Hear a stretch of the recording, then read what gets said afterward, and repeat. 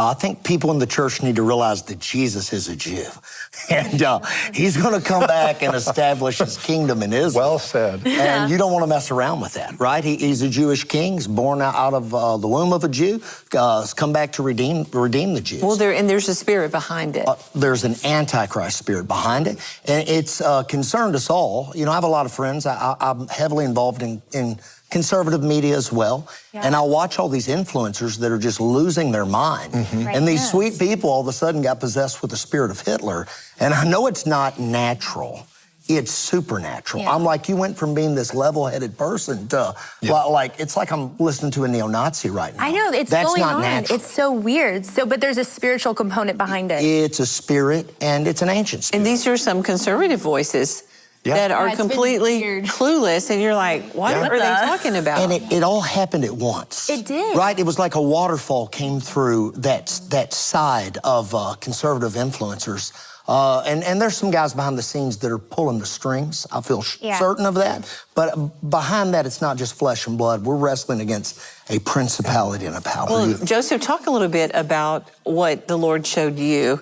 I mean, the up and the down, and over the next 4 or 5 years. Yes, so, you know, just a year ago, I was on the border of Iran. I was there just moments before the leader went down in the mountains in the helicopter. I was standing on what we believe is Noah's Ark, and an interesting point to bring into this conversation.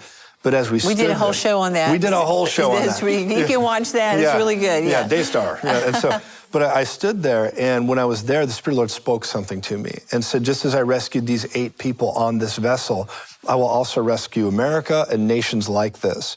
And he said to me, there's going to be a rising up above the storm, and it's going to be 4 years of redemptive instability. What does that mean? So in the middle of storms and difficulty and challenges, you know, there's all this prophetic symbolism that came to me, but I'll just give you the takeaway so I don't drag us through that.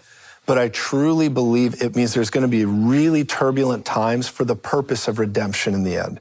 God's purpose is not death and destruction, it's to bring life and life more abundantly.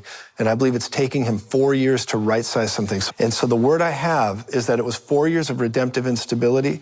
I believe 2028 is going to be a year of decision, not just for the election all over again, but for what the future of this nation's going to be. And I believe it's going to be a massive time where we get to either have the new America one way or the other. And what about revival and in the middle of that redemptive?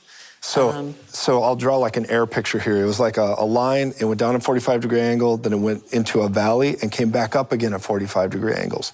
In that valley, in this vision, I saw a storm come down over America, a big black one, huge, way up into the heavens. And the Lord said to me, do not run from this, run to it. And when I ran to it, I heard the words, revival will come in the storm, and on the other side of the storm will come reformation.